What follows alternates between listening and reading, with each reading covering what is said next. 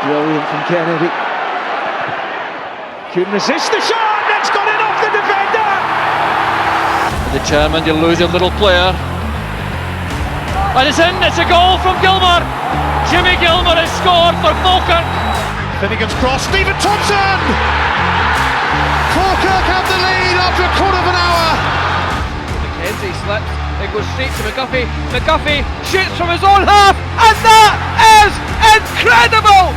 He's taking them all on here. Catch him if you can. You can't. That is amazing. That is phenomenal. A touch of individual inspiration from Kevin McAllister. This is Ferk Daft with Haldane Construction Services.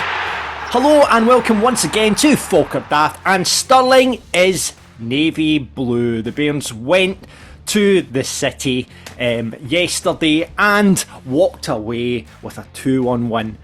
Scrappy, but we got there in the end. We'll talk about the game and all that comes with it a bit later in the show. I am your host John McInally, and as ever joined by the Ginger God of Bod, the one-man band in the main stand, the prawn sandwich eating, loving Ross Wayne.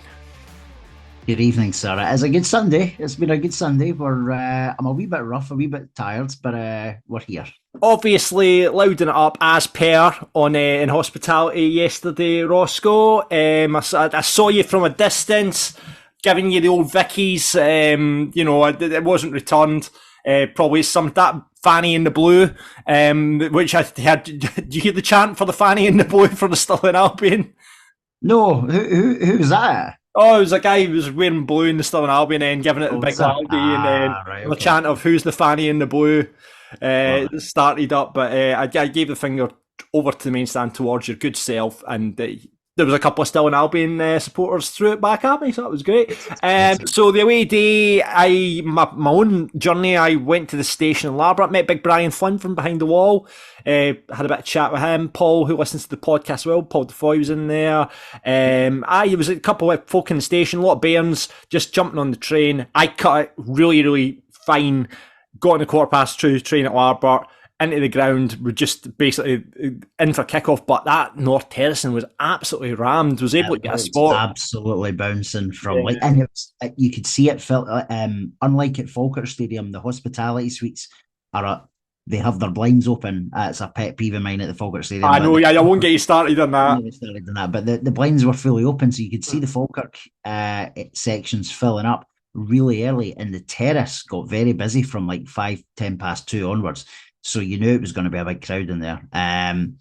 Brilliant, and it looked fantastic. Not just at the goal, but throughout the game. I did miss that. Would have been good to be on the terrace yesterday. I thought it was a wee bit quiet. In fairness, I don't know. Obviously, I wasn't in my usual place with the ultras, being the king of the ultras myself, Ross. But no, I thought it was a wee bit quieter yesterday. Actually, certainly the first half weirdly was quite quiet, but then it cranked up as the end towards the end of the game. But it was maybe a little bit quieter. Certainly, see the lack of a roof probably doesn't help with the noise. Aye, there's a bit of that kind of gets lost a wee bit. But no, I think the attendance was well over 2,000, wasn't it? Nearly 2,500. Yeah, we spoke to someone from Stirling after the game. They said there was just over 1,600 Bairns fans between the two sections, which is great. I think there was a handful of tickets left for the stand. That would have been our biggest away crowd of the season, wouldn't it? I would think so. Yeah. I don't think we've had anything. It's a cracking. We've got to say, as far as away days go, it's ideal, isn't it? When you're only 10 minutes in the train from Falkirk. You're into Stirling, a lot of good boozers in Stirling, and then it's a 15-20 minute walk to the ground, but it's no bad. No, it's not too bad. Do you know what? In fairness to Stirling, apart from it's got no covering over the terrace, and God knows what would have been like if we had rain yesterday. But it's a decent wee ground, Fourth Bank. Quite enjoy it there actually. Two nice wee stands, and a decent place to watch football. I actually thought the pitch looked quite small. I didn't think about the pitch too much. It could well have been from your angle behind the goals. It looked okay from the. I agree. I like Fourth Bank. They did a cracking day for the hospitality yesterday. There was a lot of Burns fans actually in hospitality. Right. I don't know how many, but there was good banter, nice banter with the Stirling supporters and stuff like that. Aye, there was no issue. Although when Stirling equalised, the guy behind me, because obviously I had stood up along with everybody else when the first goal went in, and so the guy behind me when they scored, he sort of ruffled my head and kind of poked me in the back, and I thought, just you wait, son. And obviously you weren't wearing the Stone Island or the balaclava yesterday, Roscoe, so your face was well kept. No, I didn't have any Stone Island on. But no, we're seeing debate. It was really good. However, I do have a tale to tell before we even get on to the hospitality at Forth Bank, which was brilliant, by the way. I am at least here to tell the tale because so there was 8 of us in our group yesterday, and we decided to go to Elliott's as we normally do for a beer or two before the taxi. And I'm glad we had some alcohol because it was like the worst taxi ride in the world. And it was only like 15 minutes to Stirling in it, so you think it should be incident free, but it wasn't. We could have died 4 or 5 times in this short taxi ride from Falkirk. Honestly, it was like it was on the other side of the road at one point. It was nearly hitting traffic coming in, and then the Forth Bank roundabout, you know, the big one. Aye. To turn in. I think he thought he was going straight on towards, like, there was another entrance towards the view, and I was like, no, it's right here. And he stopped dead on the roundabout, John, and then started to reverse onto the roundabout to then carry on. And we're like, whoa, you can't do that, mate, you can't do that.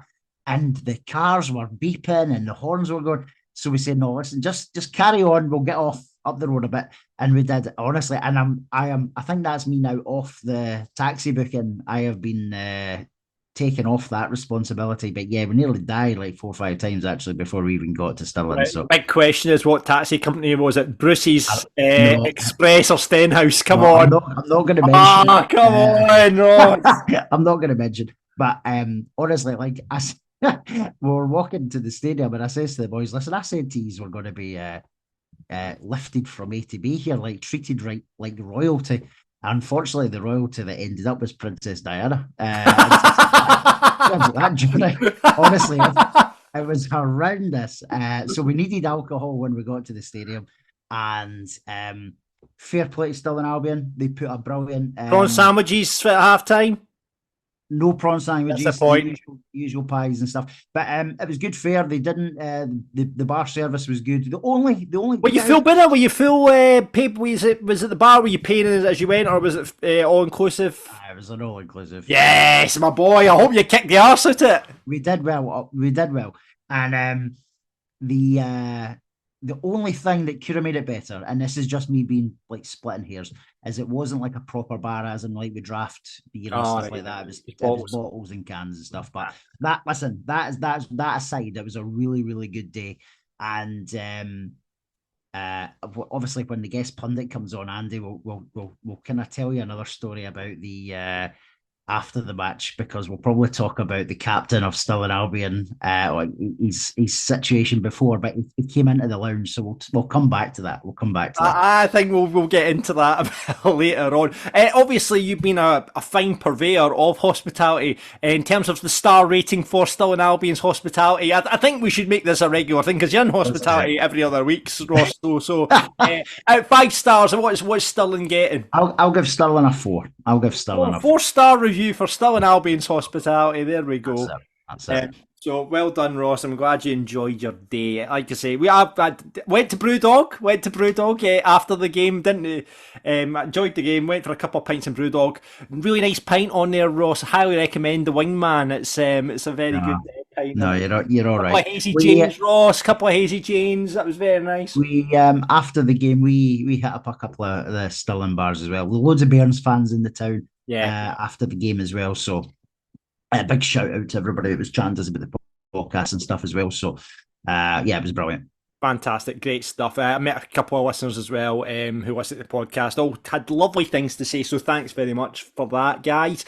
Listen, got to say, talking about the podcast, we are sponsored by Haldane Construction. Peter and the team over there, they've been working across the Central Belt for over 2 decades, from domestic extensions, new builds, all the way through to commercial swimming pools, care homes, got a skills, professional approach to undertake a vast range of projects. So if you're looking to get anything done, you're a Falkirk supporter, these guys are fully behind the team. So if you're looking to get an extension on your house, get in touch with Peter and the team over there. You'll see them right across, plasters right across the stadium.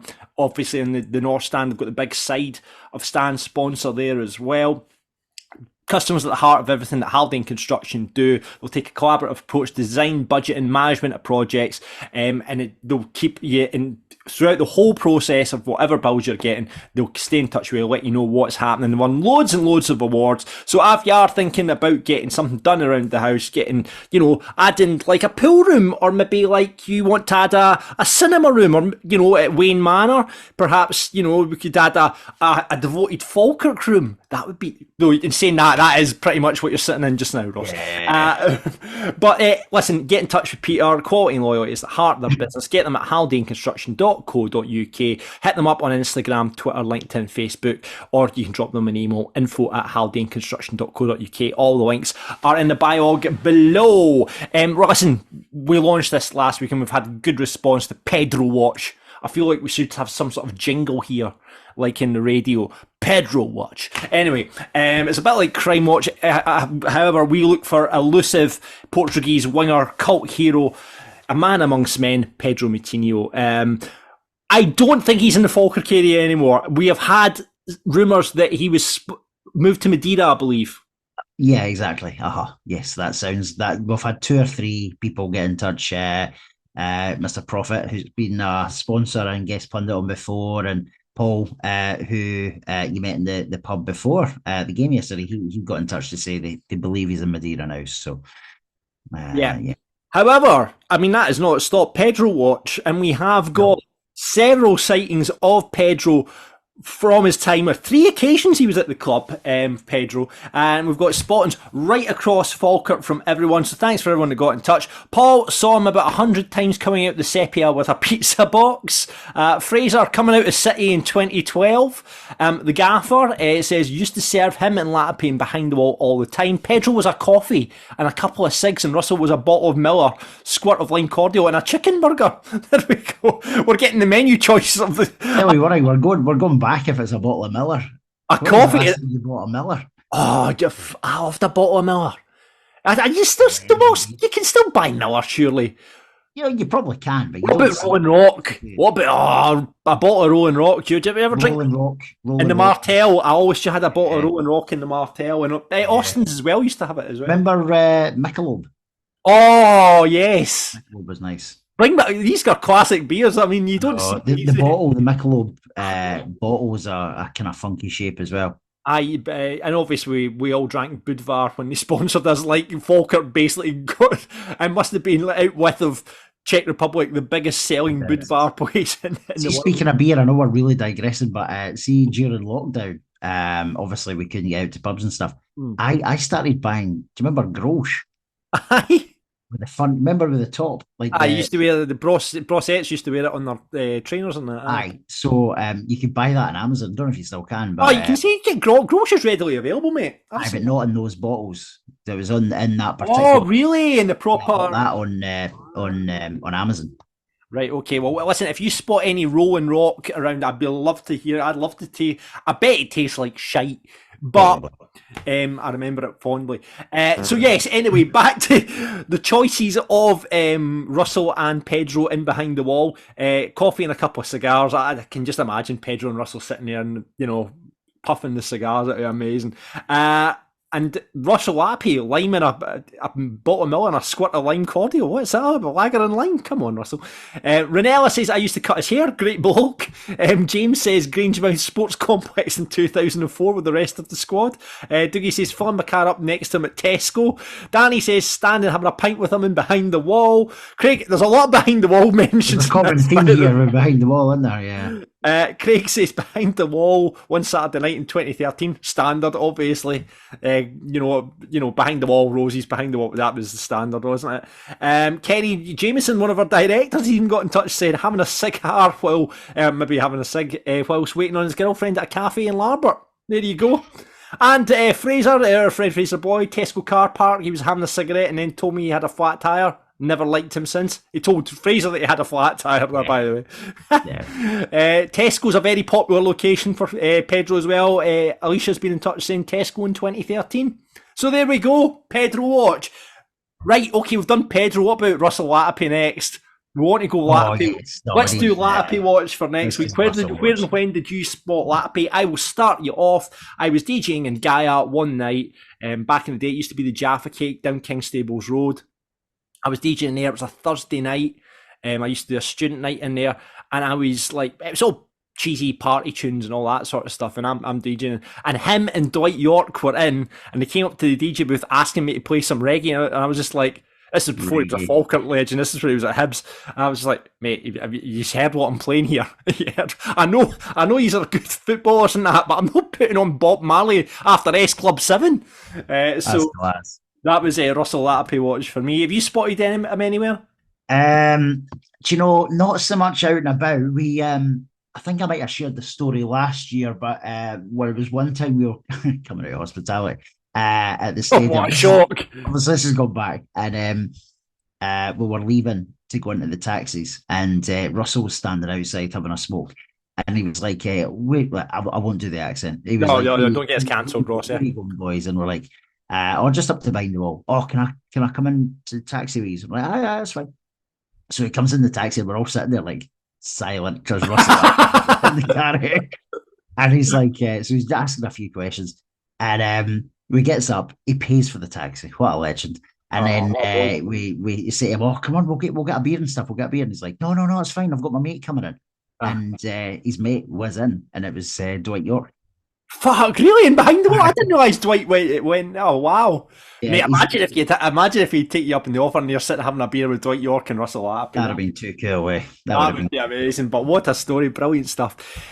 Listen, news before we go on. The reserves won 5-2 against Dunfermline last Friday. I didn't make it along to the game myself, but in fact, it wasn't last Friday. It was Tuesday? Tuesday, yeah. Tuesday there, actually. So, yeah, apparently my brother went and said that basically Dunfermline were playing the youngsters. Yeah, we were playing like Jordan Allen, Lawal, and a couple of first teamers in there. But Jordan Allen got a goal, Lawal got a goal, Big Alfie came off the bench, I believe, and got a goal as well. Reece Walker got 2, and he's also doing really well on loan at Camlin, Ross. He is, yes. I think he scored in Camlin's most recent games as well. I think he's scored in both.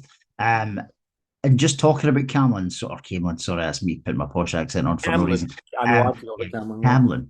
Camlin. As you do, like I always keep an eye on YouTube for like videos and stuff that go on, and there's a Scottish football YouTuber, a guy called Blair McNally. Yeah. I've seen him. He's too popular with Bairns fans, if I'm being honest. Maybe I think it's probably because he's been in sucking up. I've seen him do a couple of Falkirk videos. But he's always in the Dunfermline, and I think that's why he's not popular with us. Anyway, long story short, he was at Camelin during the week, and he was told to try the Buckfast and steak pie. So I watched his review on YouTube, and he says it's absolutely beautiful. I'm not convinced myself, if I'm being honest. I've never tried one. That might kind of work, actually. It might actually work, when you think of, when you braise your steak. Sorry, we're well off when we're talking about cookery tips now. When you braise your steak in a bit of red wine and you let it, I won't get into that. But no, I find quite fancy trying that. But yeah, 5-2 winners over Dunfermline. Always good to get one over them. And listen, we wouldn't have, probably shouted about it, but Dunfermline, it was all over the Twitter and all that sort of stuff. So get it up them. Fantastic. 5-2. Challenge Cup draw happened as well this week. And it's not the draw we wanted. I think we were on here last week saying we wanted Morton at home. But it's ended up, we've got Dundee United. Now, a couple of good things is they'll bring a big crowd, or they'll bring a decent crowd. And it's, home tie, so a lot more money for the club. And, that's, in terms of the teams that are left in the pot, that's the best kind of draw in terms of getting thing. But I'd rather had them in the final. That would would have been a huge occasion for a Falkirk Dundee United final potentially. So, but listen, it is what it is. We've got them now. There will be a big crowd there. It might get picked for TV. That's not been announced yet as well. So we'll see what happens there. And weirdly, they did the draw for the semi-final. So we know that if we get through, we're at home again to either TNS or Arbroath. So a bit random, but we've got a path laid out potentially to the final. So fingers crossed. And it was did not see it was a Falkirk supporter that did the draw. I think it was. Was it not someone from the Falkirk Foundation? Yeah. No, so yeah, that was kind of cool. Yeah, no, that you know, they could have got a couple of hot balls in there, and they could have got a wee Morton at home draw. Do you know what I mean? But semi-final draw. So you know, the only team to beat us this season has been Dundee United, and that was a silly mistake from Big Tam. But yeah, it's, you know, it was a chance to, like say, exact a wee bit of revenge, maybe show up a bit better in that game, you know, and potentially get, once you get to the semi, you fancy your chances against Arbroath or TNS, if you know. Yeah, 100%. No, you would. Yeah, I think if we can get past Dundee United, there's a real strong chance of us lifting the trophy and getting to the final and potentially lifting the trophy. So fingers crossed. I don't actually know where the final was played. It was obviously played at the Falkirk Stadium last season. I don't know if that's it depends on who gets there, John, because they do try and do it on location. Yeah, so I suppose it would depend on. I don't know who else is left in the other quarterfinals. So you're going to have Aki's and I'm trying to think who else. Morton, obviously. We're the only. Us and Aki's are the only League One that's still champion. Is are Ayr still in it? I think Ayer's maybe still in it. I know Morton are, Wraith are. I'm struggling to think who the others are, but yeah. So there's potentially still quite some big ties in there for a final. So see how we go. Absolutely. The revamped 1876 club is now the 1876 youth development draw. You know a bit about this, Ross. Yeah, no, I think that's a good idea. The 1876 club has been going on for a number of years. I don't know how successful it's been. I assume it has been relatively successful because they've kept it going. But I've no idea how many people partake in it every month.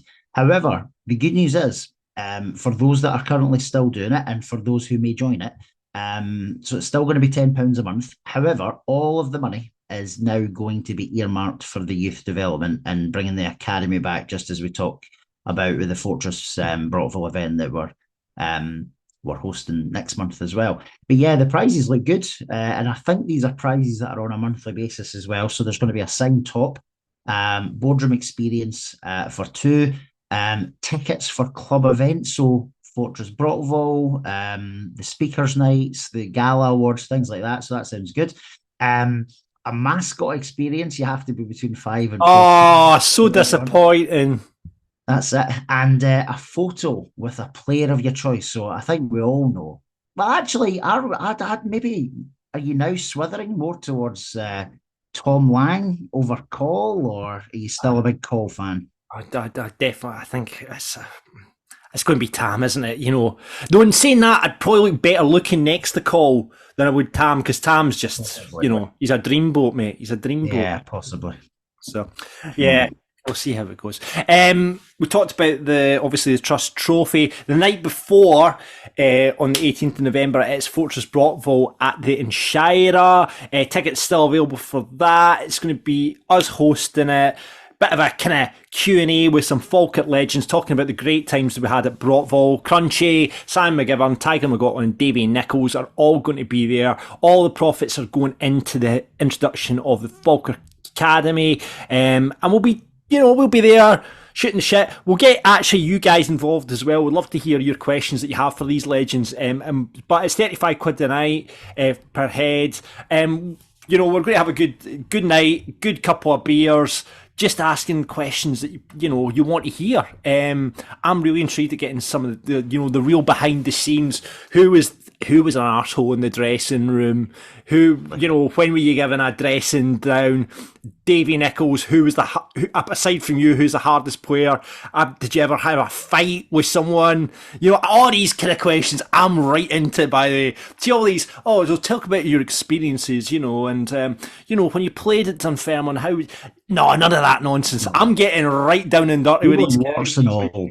We want warts and all. And do you know what, I was speaking to Graham Stewart, one of the commercial guys. He was actually in hospitality yesterday with a big table full of Falkirk fans as well. And I did say to him, it's not like a suited and booted thing. This is like a smart casual. And he has confirmed it as a sort of smart casual. So people don't need to be all dressed up and what have you. Obviously, John, I know you'll be wearing Stone Island or CP Company or something like that anyway. So we'll be sorted. You got in there before I got in there, didn't you? Because I was just going to go straight to the Stone Island. Roscoe be there, the Stone Island. But it should be a cracking night. So please get involved with it. All the details are in the biog, or you can head on the club website and get tickets for that. £35 a head. It'll be a cracking night at Inchyra. Like I say, up behind the wall afterwards for a few beers as well, Roscoe. Absolutely, yes. And maybe the Manakee. The Manakee. Oh, we should try and get the players up to the Manakee. I believe they might be playing football there. Oh no, the experts like Sammy and Tiger. Let's get Tiger into the Manakee. Come on, that's going to be the mission. Right, okay, we'll make that happen. Let's get Crunchy and Tiger into the Manakee after the event. That's that. Or what about the Sportsters or whatever it's called now? XO. No, listen, we're too old for whatever that. I want to be in one of those pictures that they always put up on Facebook. You know what I mean? Two old bastards just sitting there at the bar with a pint. Right, okay. Competition reminders, Ross. What have we got? Yes, last but not least, before we start talking about the game, because it was a big win yesterday. We're edging ever closer to having 1,876 followers on X, or Twitter as it used to be known. We're currently at 1,839, so we're very, very close. As soon as we hit 1,876, we'll have a couple of prizes to give away. So we've got two giveaways to do with Slap and Debase Designs, who will always share the links for as well. They've got some fantastic artwork of the Hope Street end and also the Brockville Tunnel.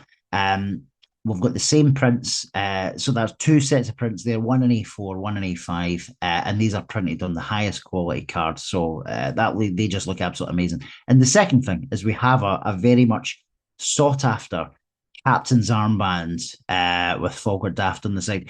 People are asking for these, and there's obviously adults looking for these, so this possibly could be the only way an adult may get a captain's armband, because the kids are obviously absolutely see when it starts getting to, I saw it yesterday, there was adults looking for a captain's armband. See when honestly guys, right, I know you want an armband, but don't wrestle the poor children out the way to try and get it.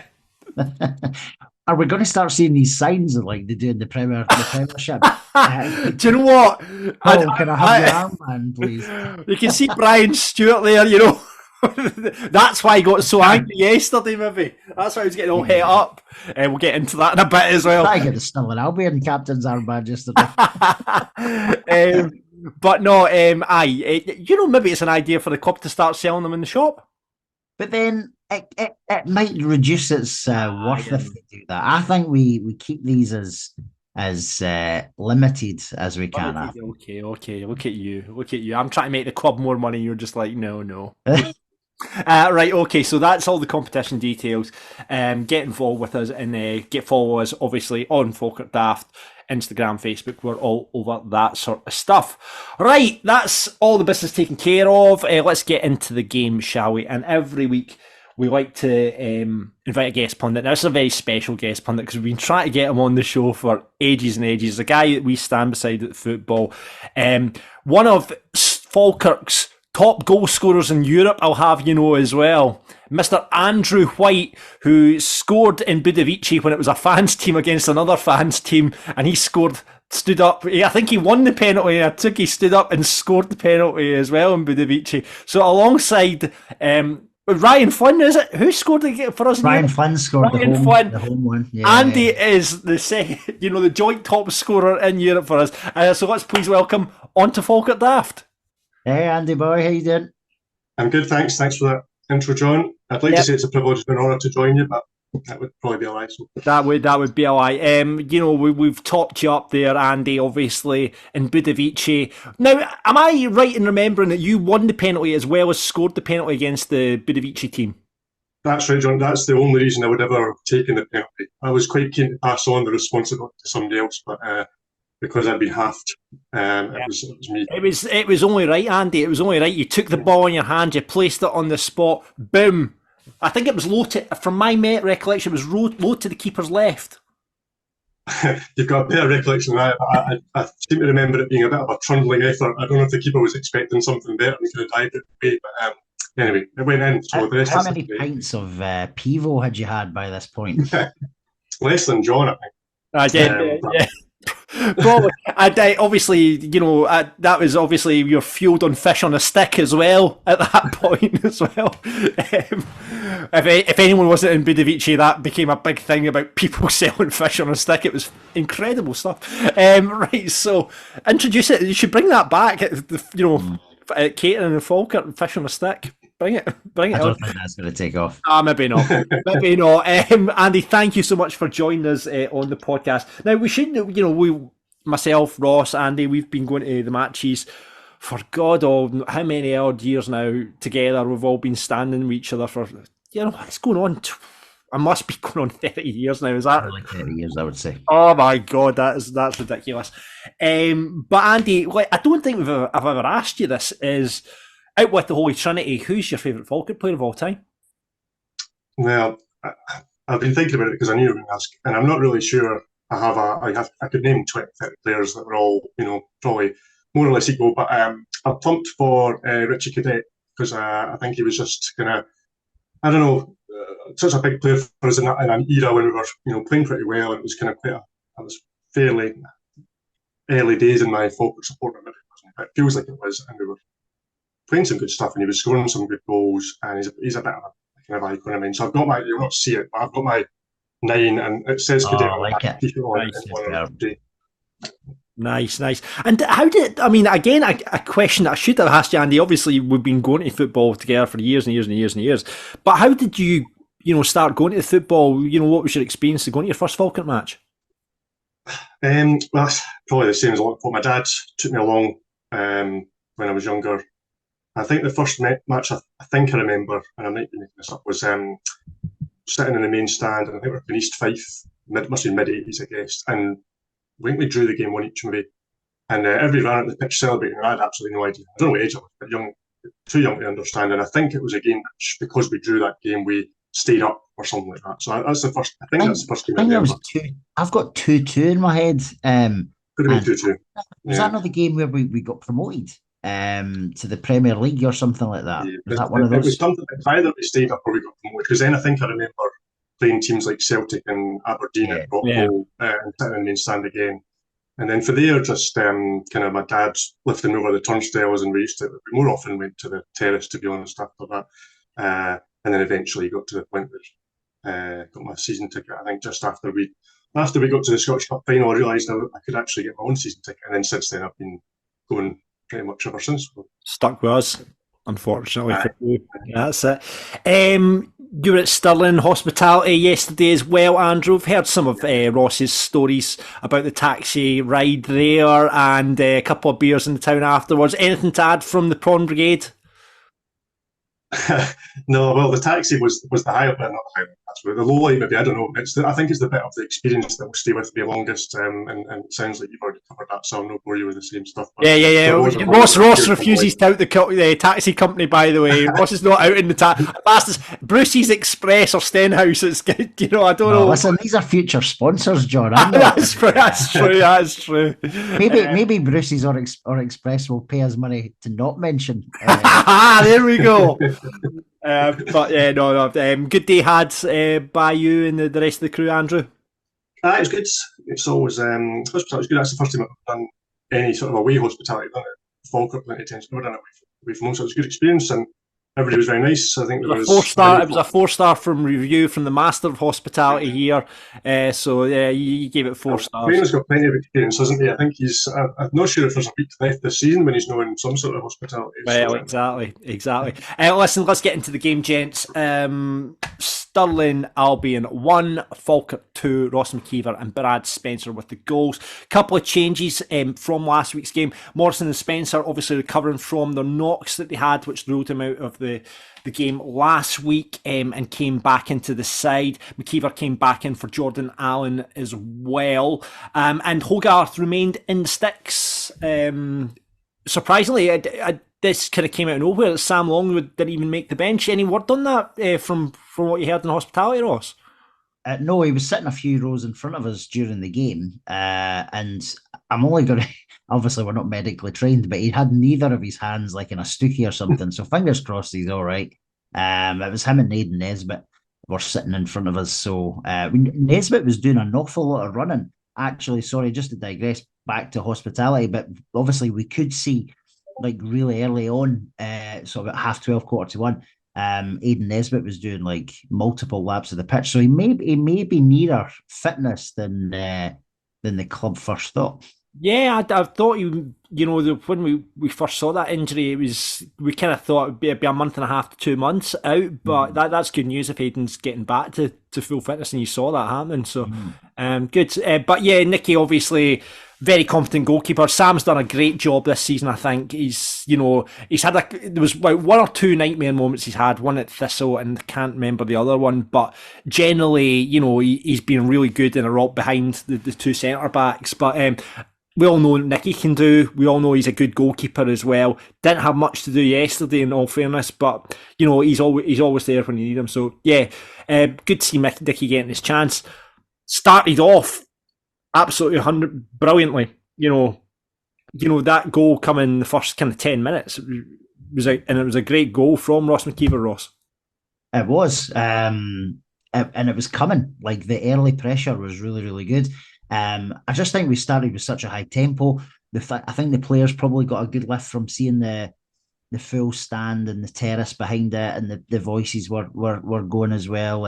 And so there was just like an early intensity. But yeah, what a start to the game. Agyeman, who I didn't feel had a good overall game. But he played McKeever in well, and first time curler into the top corner. So yeah, couldn't have been a better start. I mean, Andy, it's good to see. Obviously, we've known Ross for he's more of a kind of 6 yards, that hold up play. We're used to seeing headers from him, but that was something that I don't think we've seen in Ross McKeever before. That kind of strike and curling shot from outside the box.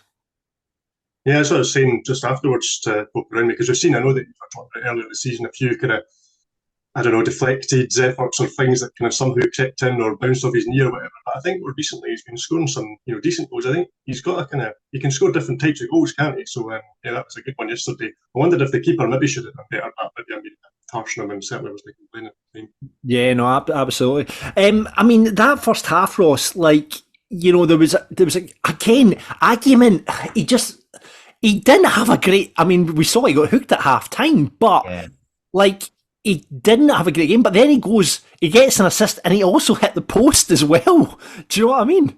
It was a weird half for him, because he was involved. He was involved in the goal.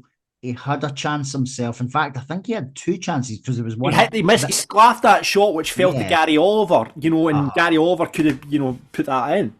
The trouble was out with those chances, and it sounds like sour grapes, but he obviously he was involved, but.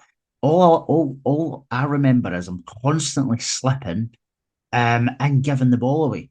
And I wasn't shocked that he was subbed at half-time. The only thing I was shocked about was that Gary Oliver stayed on the park as well. I thought Ethan Ross might have came on at half-time as well, to be honest. And interestingly, obviously Gary Oliver retained his place, Andy. Do you think he works well in that 10 role? He's obviously Nesbitt's or kind of go-to there, but do you think Gary Oliver works in that 10? He played in midfield, he played in that role last season, but I just don't know Oliver. He just feels a bit off it for me. He's like it feels like there's a good player in there, or a decent player, but I'm not quite sure what role it is, because we tried to play him a bit more like a striker sometimes last season, didn't we? And that clearly wasn't, what it was. So in some ways the 10 seemed to make sense, but I think Nesbitt's better in that role. So, I'm not sure quite where he fits in, which sounds a bit harsh, because I do quite like him, but I'm just not sure what his best position is. Yeah. I mean, we had chances, like you say, Ross, in that first half. We did have our chances. Inchyra had another shot which went straight at the goalkeeper. Morrison had the free kick, again, which was down low to the keeper. And we were doing really well. We looked really comfortable. Stirling didn't look like a threat at all. And then an absolute mess at the back for their goal. It was a complete clusterfuck. Is that the phrase? I think clusterfuck is definitely a phrase. It was just all over the place, because it obviously started with Alfie passing the ball back, which I don't know is the right. Like Andy, I think we were talking about this yesterday. It felt more like McCann, I think, could have swept the ball out the park. I think McCann obviously saw Alfie going back to cover it, but I wonder if, and McCann just seemed to then stop and say, well, that's fine, it's covered, I wonder if maybe being the defender, it would be more natural for him to go across and clear it with his left foot rather than Freddie going back to the... It was after that, it was just a category of errors in the next 30 seconds. You're looking round and going, right, is it, like you say, is it McCann's fault for not coming over? Is it Agyeman's fault? Is it Yates' fault? Is it Lang's fault? Is it the goalie's fault? It was an absolute, just like, I'm sitting watching it in front of me going, what the fuck's going on here? Yeah. And as you said, John, they didn't look like scoring otherwise, so it was only going to come from absolutely not. I mean, you don't... Nicky didn't have a save to make. The only other chance they did have was when Leon McCann had to clear it off the line, and that was even a save for Nicky. It was just, they did not look like scoring at all. And yet and again, this was the problem that plagued us we're victims of our own, downfall. That's not the phrase I'm looking for, but we make ourselves our own problems. That's what happened again last year. And again, that was another prime example, just making hard work for ourselves. Yeah, we did make hard work in the last sort of 5-10 minutes. That gave them a bit of confidence as well, and they got. Especially before half time. The timing of the goal's terrible. When you lose a goal just before half time. It wasn't a great time, and then they got, as you say, they got confidence. They started to get a bit sure of themselves as well. Like there was situations with tackles, and they were constantly moaning at the ref. Like the Stirling Albion captain was constantly at the ref's ear. He was at the linesman's, the dugout side linesman's ear. And you just think, you're just a shite, mate. What are you doing? Like, you're embarrassing yourself by doing what you're doing. And I think they thought that was going to, like, really piss us off. And it obviously didn't work. It didn't rile us, really. The ref was card happy. I know we'll probably come back to him. But, they got a decent lift off that. Yeah, there was, a terrible time to lose a goal. And then 1-1. Obviously, we talked about it. Agyeman went off. Do you think it doesn't think that it's been a tactical change from McGlynn surely on that? Because, like you say, Ross, it was just a very strange game for Alfie. Andy, I don't know what you're kind of take. I think the last couple of weeks, Hamilton games that we've been playing, I don't think Alfie's been on the kind of form he was prior to those games. I don't think as a team we've been quite as free-flowing the last couple of games. I think as a team, you're right. Yeah, but Agyeman's that sort of player. We've said it before. We said it when he first joined. Really, he's going to be kind of a bit hit miss. He's not going to be consistent. And actually, I've been quite surprised early in the season how consistent he's ended up being. But definitely yesterday, things just weren't working for him. As Ross says, he was slipping. I wondered if he had the wrong studs in it. He seemed to be slipping around. He was making the wrong decision. He was on the ball a lot, but it just didn't seem to kind of quite make the right decision. So, as Ross has said, none of us were surprised when he went off, even though that's a half-time sub, which isn't typical of him. He didn't seem to be quite on it. But I wouldn't be surprised if he plays it next week and scores a hat trick. It's just the sort of player he is, I think. Yeah, I'll actually be very surprised if he starts next week, because Miller came off the bench, and we'll get into Falkirk Daft rated, but he could certainly be in contention. I mean, immediately you saw the impact that he made when he set up Callum Morrison for that chance, which was just wide. I mean, Callum Morrison, you would expect to finish that, Ross. Yeah, I didn't actually realise it was Morrison that had missed it until we started talking about it a few minutes later. I actually thought it was Miller that, or one of the others that had missed it. But yeah, it was a poor miss from Callum, and he's normally deadly. But what was that, 10 yards out? And I don't think he's missed by much, but no, he didn't. I was right behind it, and when it felt him, you're just thinking, right, just knock it in. But it did go. Aside from that, though, the chances were few and far between. Stirling had quite a bit of possession in that second half. I mean, in fairness, they didn't do too much with it, but no. they came into it, Andy.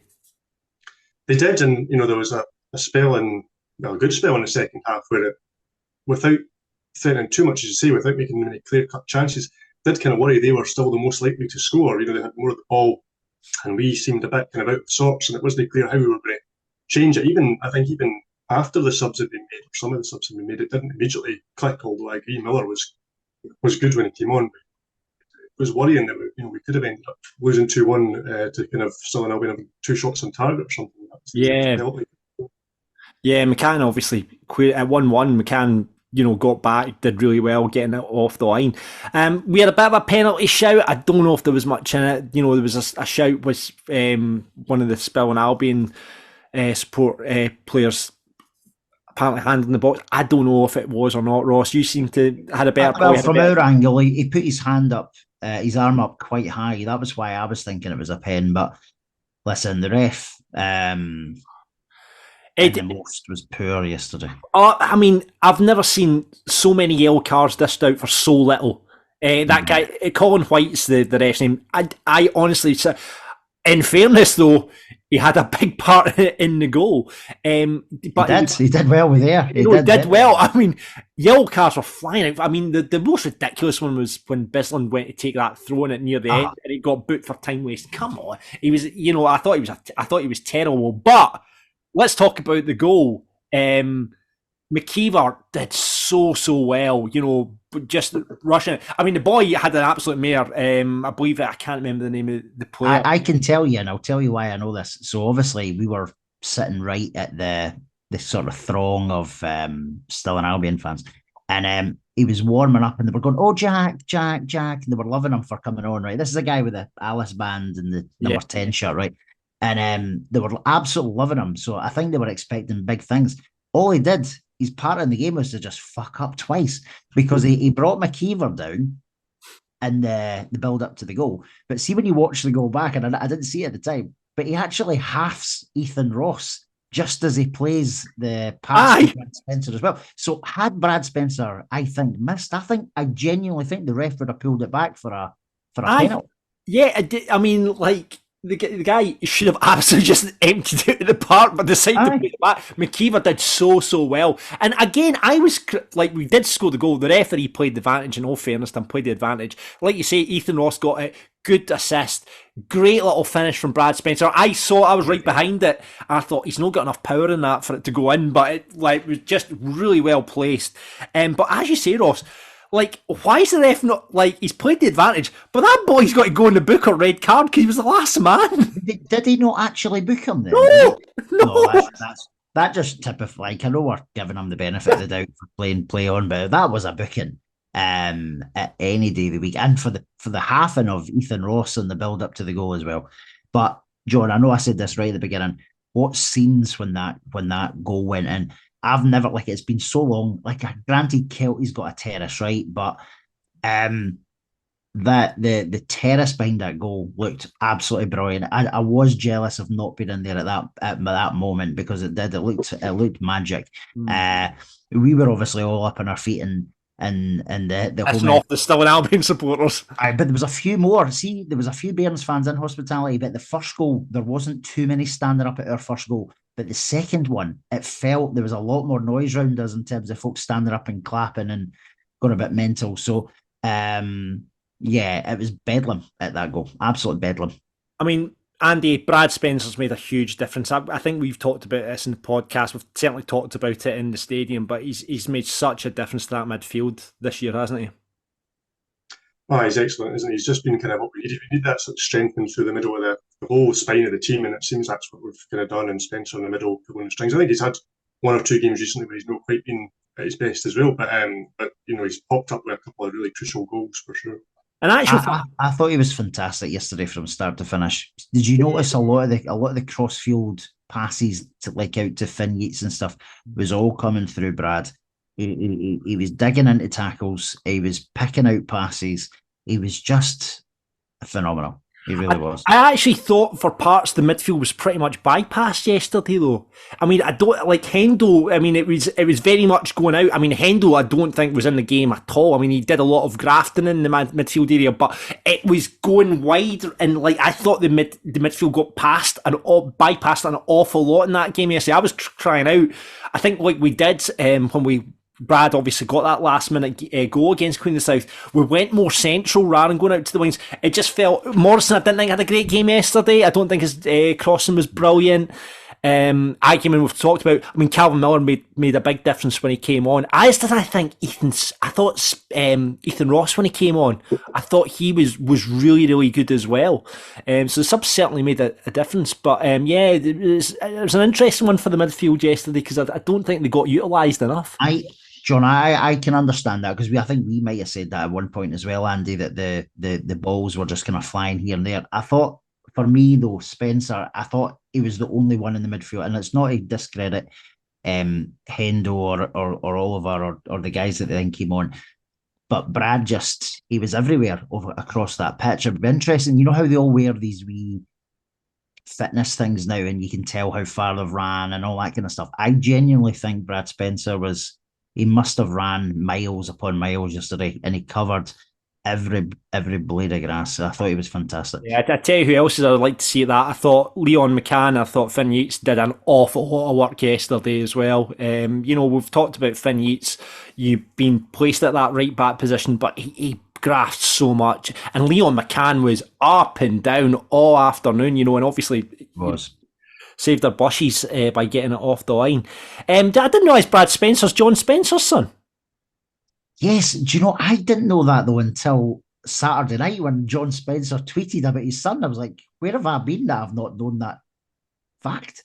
I wonder, this is one, I wonder if there is such thing as a Falkirk, a Sons 11. There must be a Sons 11 that you can put together, because you think Liam Henderson, obviously, Nicky's boy is out in Italy, not Liam Henderson.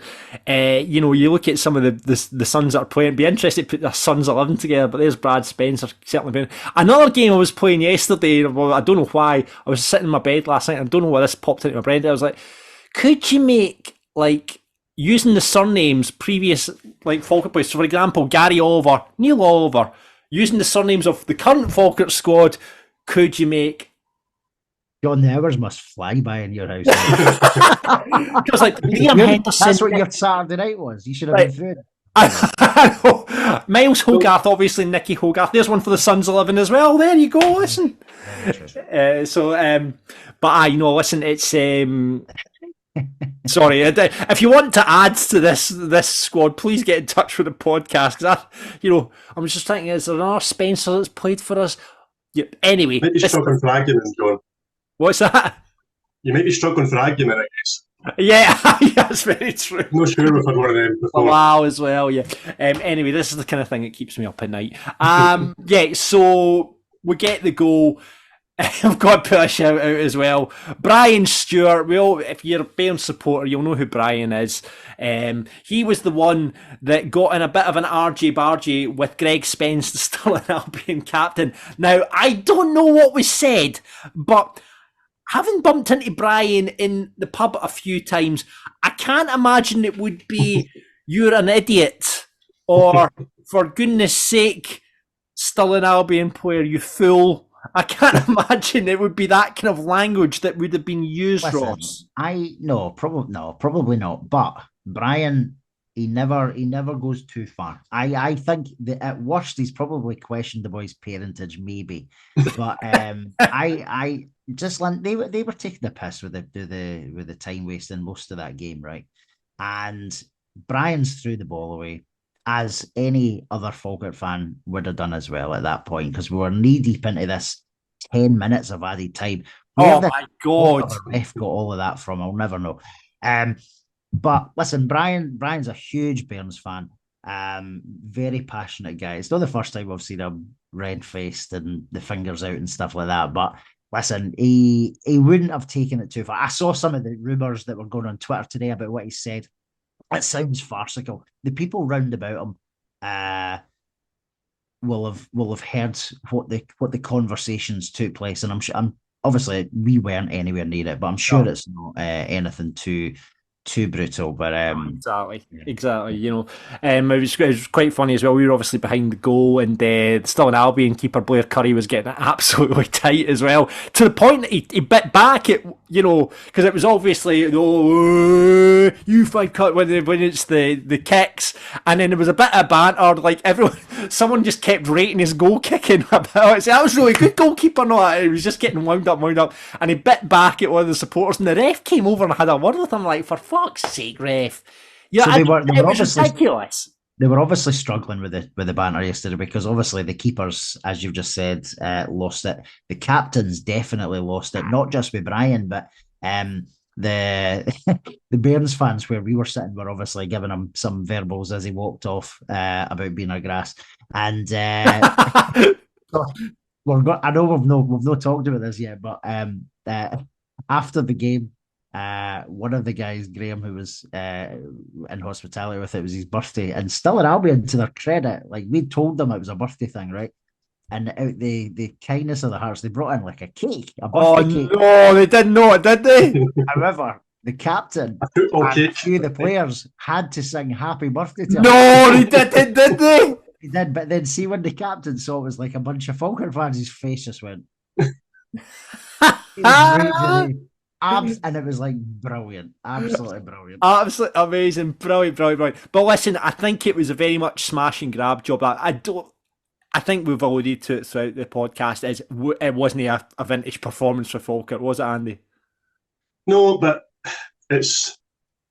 I'm beginning to think it's a bit like, you know, the season where we were under Houston and we just kept on grabbing late goals and equalisers in nowhere, you know, Rangers, Hibs games and so on, and we kept on doing it to the point that you had 10 minutes to go and you thought we're 2-0 down or something. You thought, we'll probably still get a result here. It begins to feel a bit like that, where the players believe and the fans believe that even if we're struggling and there's no long to go, we're probably going to get a goal to somewhere to get a result. So as much as, and I don't think Stirling Albion deserved to win the game, and I always thought the way we've been playing this season, the late goals we've scored already, you know, there was a chance we'd get one. So, and that's the way it transpires. So it's feeling quite, you know, positive now that even when we're struggling, we'll find a way to take a result. I stick by my prediction made yesterday. Granted, it was very late on last night. Oh God, how many pints deep were you at this point? There was a few. I'm going to stick with my prediction that we will not lose a league match this season. Jesus Christ, Ross. God almighty. Listen, it obviously made it a lot sweeter as well. Hamilton, I mean, completely unexpected. It was obviously Michael McKindle's first game in charge at Edinburgh, and they've obviously had that wee new manager bounce there, and they've done us a great favour taking a point at Hamilton yesterday. I mean, that was the wee icing on the birthday cake at the end of the match. You know, it was, you know, great to hear that result come. So 2 points clear at the top of the league, which is just great. It means we can afford a draw somewhere down the line. You know what I mean? So it's good to see that. But, you know, if we're going by Ross's prediction, we'll, you know, it won't matter. It won't matter. Listen, we'll hear what Mr. McGowan had to say after the match. Leaving it late again, John. How does it feel to get another late winner? So it's nice to score late winners, yeah. Over the course of 36 games in a season, you're going to have games where it's maybe not all went to plan. Today I thought first half we get a really good start in the game. Great goal by Ross McIver. He's just bent it right away in the faraway corner, and we're very much on top. Good opportunities after that. Alfie's got one for a corner kick.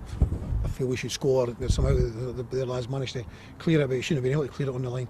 And then again, the combination of Alfie having a chance and Gary Oliver in another sort of move that could have led to a goal. So very much on top in the first half, but still we're never out of it. And unfortunately for us, right before half time, a ball into the box, there's a little bit of confusion. Goes back to Nicky, who manages to unfortunately hit the ball against their player, and it ricochets in the box and eventually ends up in our goal, which, out of very little, they managed to get a goal. Fair play to Stirling, it gave them a little bit of encouragement, even though at the start of the second half, I felt we had a good opportunity to take lead again. Callum's really got to score. Miller's really set it up for Callum to score, and he's dragged his shot wide. And then after that, we give a series of free kicks, and that allowed Stirling Albion to get the ball in our box, which you've got to defend, which we did defend. Maybe at times it would lead to a corner kick, and it would be another bit. So there was a bit of pressure without coming to an awful lot. They had one opportunity down the left-hand side, across the goal, and Liam McCann's managed to get back and clear it off the line, which was good for us, good break. But we kept on going, and on the counter-attack we were dangerous, and that's exactly what happened. And a really, really good finish from Brad Spencer. Calvin Miller had an opportunity to slide in Ola as well, and we could have added to it. I think Big Ross had a chance later on in the game as well. So yeah, a day where we weren't great, especially second half we weren't great, but still, the attitude was fantastic to keep going, to defend, to get up and down the pitch. First time we played on grass, in a long time, probably since pre-season. Air, but after that, so we don't play on grass too often. And to be fair, the pitch was actually good considering the amount of rain we've had in the last few days. So no complaints on that. But for us, a little bit with so many AstroTurf pitches and playing on AstroTurf or Cell, it's a little bit different coming onto the grass today. Do you know what? That's a really valid point, and John McGlynn just made there. I hadn't even thought of that. That we're playing on grass for the first time since Ayr, and it's that's really interesting because it must change. Obviously, change the whole dynamic. Obviously, all week we're training on the Astro. We're playing, all the pitches apart from Stirling in this league are Astro as well. That's a really interesting point that he made there. Two things we actually didn't mention when we're doing an analysis of the match was the Calvin Miller chance where he obviously saw the stars. Where he had that mazy dribble, he thought, fuck that, I'm having a go here. But see if he just slid in Ola had a tap in. And the other thing we did discuss is Carl Donaldson's free kick. Come on. Oh my God, that was the worst one ever, wasn't it? I was standing, and my mate Chippy, he came to the game, he's a Celtic supporter, and I said, come on, we'll have a few beers and we'll go to the football. And he said, aye, why not? And he said, is that big centre half taking the free kick? And I, nah, I don't think so. It'll just be, then I think it was Ethan Ross stood away for a while. Oh God, he's hitting it. And Cole's got a decent strike in him, but he's like, I thought he's going to hit it hard and low. That's why he's up to hard and low, and then fucking woof. John, we said exactly the same. We just assumed that this thing was going to get hit at like 100 mile an hour, right? Bear in mind, Morrison was still in the park, obviously, at this point when he hit it, I'm sure. But see if they wanted someone to kick the ball out, we could have done that. But big call, yeah. Low and hard, you would have assumed would have been the order. I don't think he'll be getting on a free kick again this season, I'll be honest with you after that. Actually, it's Morrison as well. Looked like he took a bit of a knock, so fingers crossed he's all right for next week against Alloa as well. Let's go to the supporters, see what everybody's saying. Graham says, a lovely, horrible win. What a fantastic way to describe that. A lovely, horrible win. Could be my new favourite away day. Yeah, could well be. Just as we said, it was a good away day, John. Right? Yeah. Grant says, decent in the first half and should have had the game won by half-time, but paid the price for not taking our chances. The second half was a scrappy affair, but we deserved the win. The ref was awful, let them off with some rough challenges and made some baffling decisions. It was terrible for both teams, actually. Another Graham says, graft, attitude, determination, spirit. The team had it all today, whilst playing poorly. These types of wins win leagues. I think we all. Do you know what I love about that sentence? Yeah, is Graham, who said that, used to be one of the most critical fans going. You remember Graham McKechnie, who he was always on the Facebook page and he was always on Twitter and he was always so critical. I love the fact that he's so on board with the club this season. Absolutely love it. Fantastic.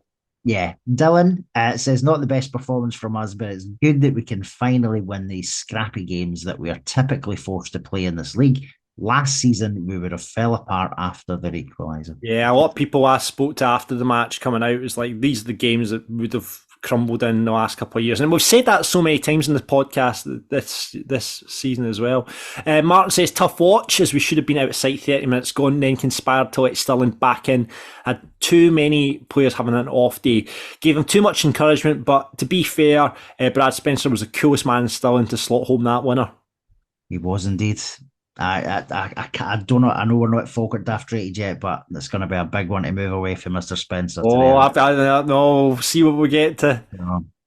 Ian says Agyeman was worse than a man down first half. Miller made a huge difference when he came on. Fed up saying it, but this is a game we would have drawn or lost last year. This team has something different about them. Yeah, absolutely. Stuart says far from our best, but you have the feeling there's always a moment in us to win a game, which we've lacked for years. Again, just coming back to that point. Dafty has to be the Stirling captain for wanting the fans sent off. What a whopper. I don't know if Brian would have used that term, actually. Whopper, he might have, No, I don't think he would have said whopper. No, not at all. Davey says, as much as I'm enjoying the new and improved, play fairly average, but still win as an upgrade from last season. It would be nice if we could even it up by dishing out a few more hammerings. Still, I'll take it, and we're up the road.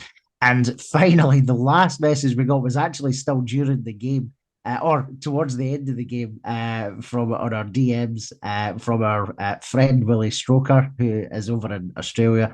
He says, myself and Ross McLeod shiting ourselves on the couch. However, Stirling got cummed on.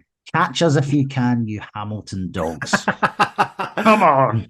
Thank you very much, Willie Stoker, over in Australia there for us. Right, let's get into it then, because I think it's going to be quite contested this week. Right, Falkirk Daft rated. Ross, we know where your vote's going. Well, listen, we've heard of 50 Shades of Grey. This is 50 Shades of Brad Spencer. The guy is sexy. He knows what he's doing. Oh, as sexy as Tam.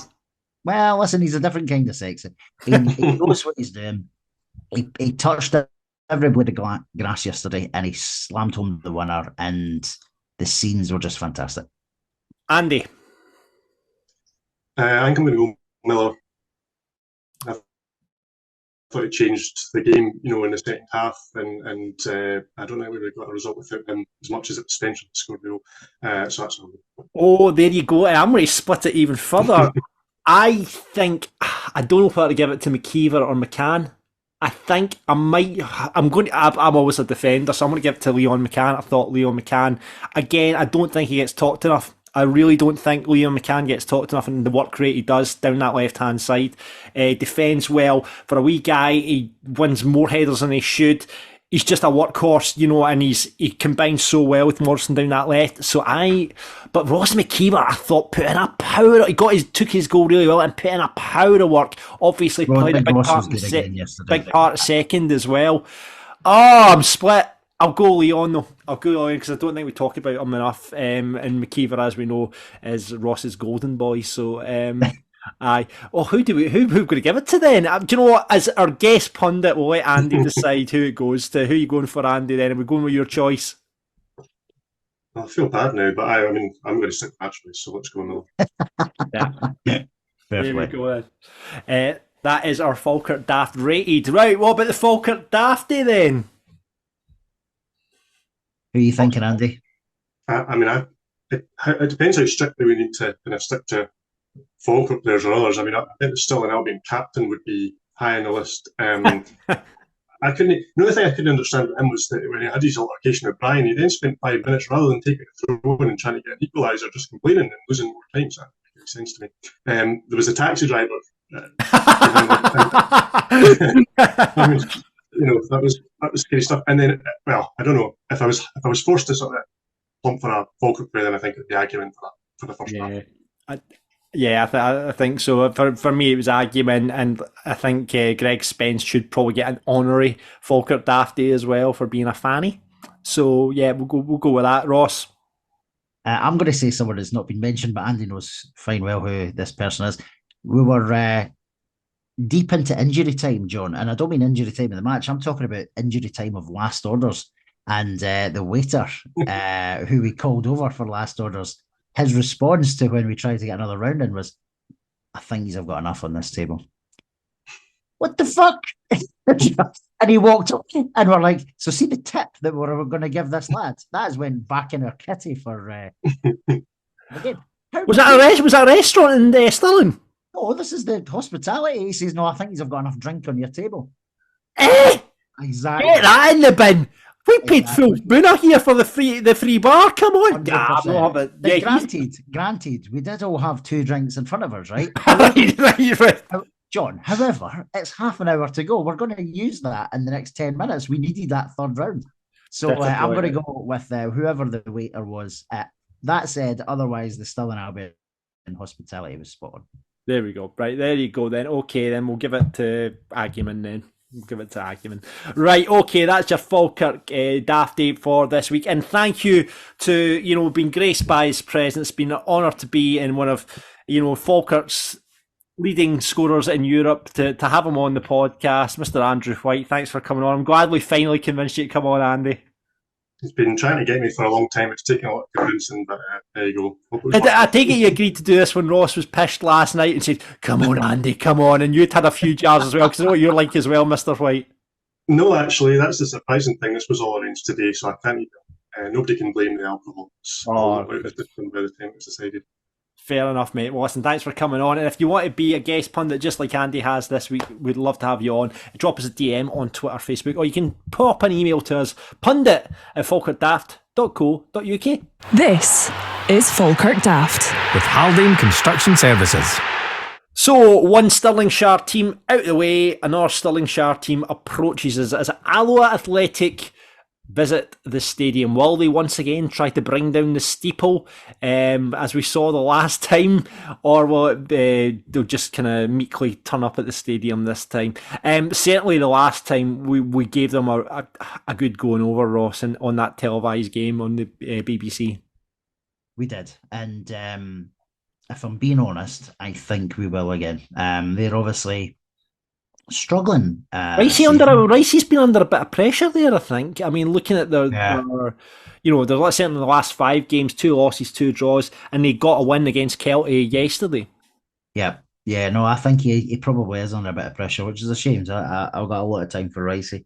But yeah, no, they've not been good enough this season. As you've said, they've got like a 50% loss rate this season so far. So, 5 points at the last 15? It's not great. So they will be desperate to get themselves up and above the league. But where are they just now? 7th, 8th, or something like that. They're obviously quite off the pace. What are they already? 15th? Yeah, 7th. I mean, you look behind us though. I mean, they're only 3 points off making the playoff spots. Yesterday, I guess, it was a big result against Kelty for them, they're now 3 points off Kelty for that 4th place, and they're only 4 points off them in Trozen 3rd. When you evaluate it like that, you think actually a couple of wins and they're straight back into those playoff places, and they'll certainly be looking to try and come to the stadium and start that with us. I'm sure they will. Yeah, though I'm sure they will. They've not. I think the scoreline last time probably didn't flatter us. We were well worthy. Ricey went mental afterwards. Remember, we played out his interview on the podcast and he was going mental about it. That's right, because he was talking about how warriors. We need warriors. We need to turn up the next game week. I think they were playing Cove or something like that. But listen, they've got players on their side who know where the goals are. But we can guarantee Connor Salmon will score one. Well, did he last time? I can't remember. Did he get the goal? No, didn't. He did, no. But he'll be trying like a bear. But I will stick by what I've been saying quite consistently. We are a different animal this year, and I think we have more than enough to take care of Alloa. Hopefully we do. It needs to be a win. We need to be winning every single home game, and the vast majority of the away games. So it needs to be 3 points in the bag. Yeah, another player that'll probably be trying like a bear as well, Stevie Hetherington, who's obviously went back to Alloa as well now, so he'll be... Well, it's the first time he's tried like a bear, if that happens. They've got Bradley Rodden there, who's scored a good few goals for them, 4 goals. Alloa, it's been a kind of topsy-turvy season, like you say, we went there the last time and, for the game and we gave them, that's probably been our most comfortable game of the season. I think when we played Alloa away, when looking back in it, we just didn't look like we were getting touched in that game. Yeah, probably that game and the Celtic game were probably the two most comfortable, both on TV, which is obviously an aside. But really comfortable game. We'll need to be at it because the last few weeks, just as Andy had said during the review of Stirling, not against Hamilton, we weren't great. We got the result against Queen's Park. We were okay actually against Queen's Park, but that was a different. Oh, we did okay against Queen's Park. Yeah. But that was that's an entirely different team that went out against that. Absolutely, and obviously yesterday we made heavy weather of it at times, but I think we've got enough in us. I genuinely do. I think Alloa, Alloa will probably be in the top 4 spaces come the end of the season. Yeah, but they're very close to. Currently, they're very close to the bottom as well. Like you're saying, a couple of wins sees them hit the playoffs, but they could quite easily be in the playoffs at the other end of the. Well, yeah, when you look at Annan, they're only 8 points. They're only 3 points off Alloa. But aside from us and Hamilton, look down that table, it's really, really tight. It's because we've taken so many points off these teams. It's really tight down there. Our resident stat, Mr. Donald Johnston's been in touch. Thank you, as ever, Donald. Said Alloa at home next. Since moving to the Falkirk Stadium, we've played Alloa 12 times, winning 6, drawing 3, and losing 3, giving us a 66% record. The largest attendance at these 12 games is 4,170, which was in April 2019. So we should beat that on Saturday. Our overall home record against Alloa, however, is even better. Played some 67 times, winning 42, drawing 15 and losing only 10. It gives us a 74% record. Our average, George will start giving us the attendance stats now as well. Our average home league attendance so far this season is 4,350 with an average away support of 172 at the stadium. So I think we'll beat that on Saturday. I think there'll be more than that on Saturday. Again, it's the start of the 2/3 season tickets that the club launched a couple of weeks back. It's the first game that's covered with that.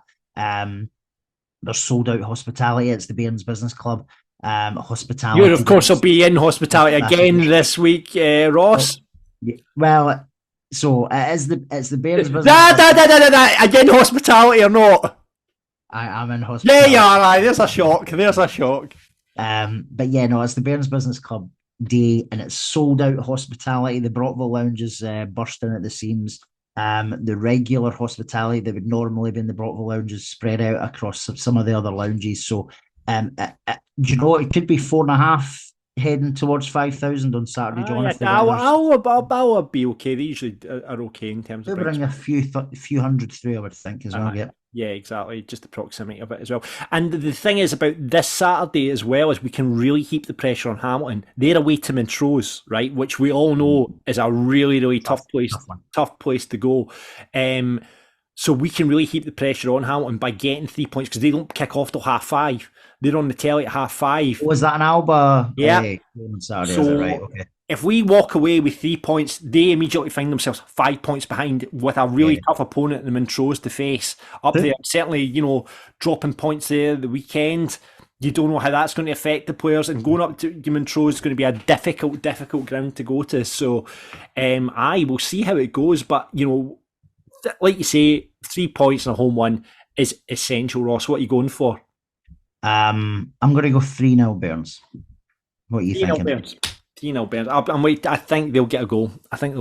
So I'm going to take another 2, maybe 3-1. I'll go 3. I'll take a 3-1. I think Ross McKeever will be itching to score against them as well. He will be. He will. I think he'll be itching to score against them. So we'll take 3-1.